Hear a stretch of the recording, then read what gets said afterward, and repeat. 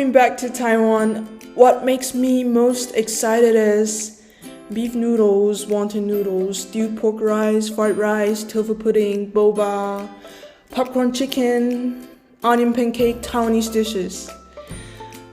I'm hungry.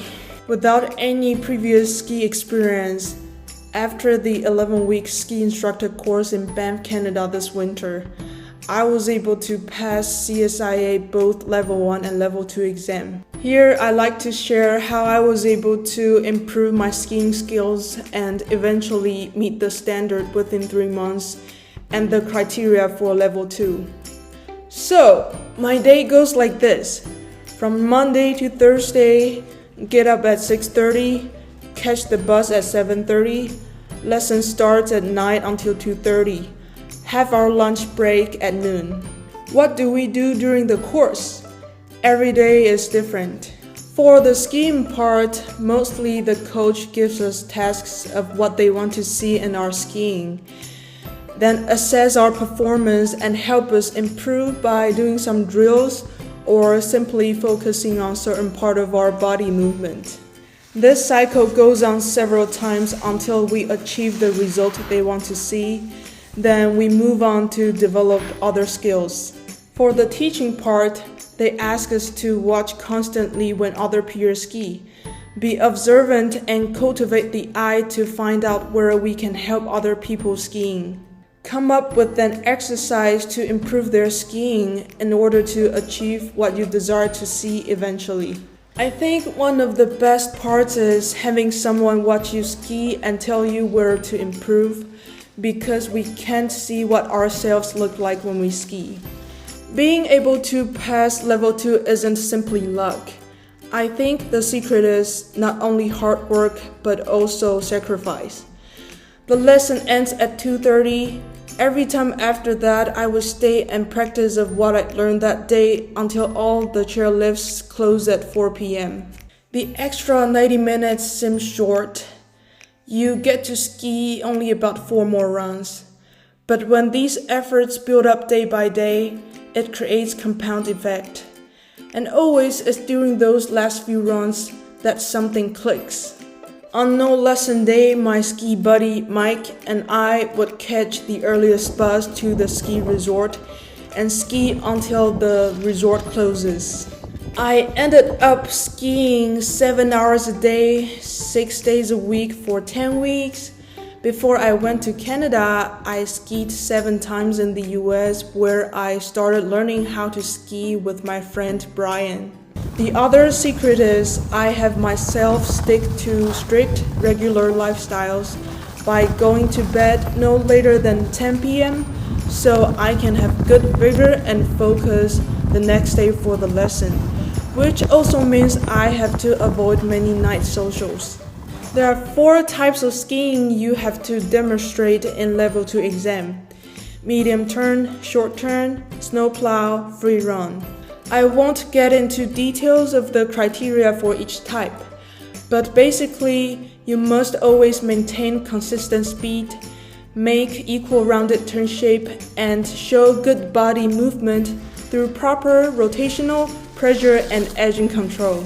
To be qualified for the Level 2 teaching part, we first get to know our learner's skiing level, then create an experience by giving them a task, assess the performance through observing the interaction of the skis with the snow, turn shape, turn size, speed, body position, and lastly, explore possibilities through small modification or repeating the exercise.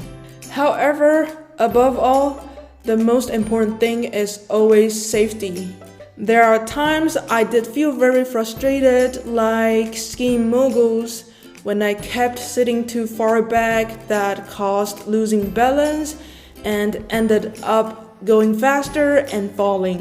Sometimes I got so upset that made me throw my ski post hard against the ground, punch the snow or yell or just sit down and stare at the mountains for a second until I sort out my mind and get up, keep going. I think my skiing started to really look like something in the 7th week.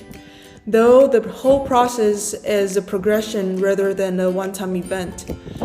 But it wasn't until then I was able to really get in and know I was making good angulation, feel and control rotational pressure and edging control at will. One of the best moments is one day after class, one of the peers in other group came up to me and said, "You know what? When you skied past our group today, the coach said, 'You look so good and how much you have improved in your skiing.'" Have you had an experience that when there's only one person telling you something true, but you're not familiar with, you're very unlikely to believe it in the first place? But after you hear that more than once from other people, you start to believe that's true. So, I expressed my appreciation to their compliments, but in my heart I thought, well, they're just being very nice. Later that week, I got the same compliment from other peers. I thought, well, I think what they said is true. My skiing has changed. I'm very grateful for those encouraging words. It proves that I'm in the right direction and motivates me to work harder. Skiing is a lifelong thing. I know there is still a lot for me to learn. I want to keep sharpening my skiing skills. And I'm grateful for many good examples, support, and awesome people I've met during this journey. Ever since I came back, I miss Canada every single day. The beautiful nature, people, culture, and diversity. And it's always these feelings that give me a reason and motivation to find ways to go back someday. Before I end this, I want to share something that I heard recently from some of the wise people who I love and respect very much. Your past and present circumstances do not determine your future.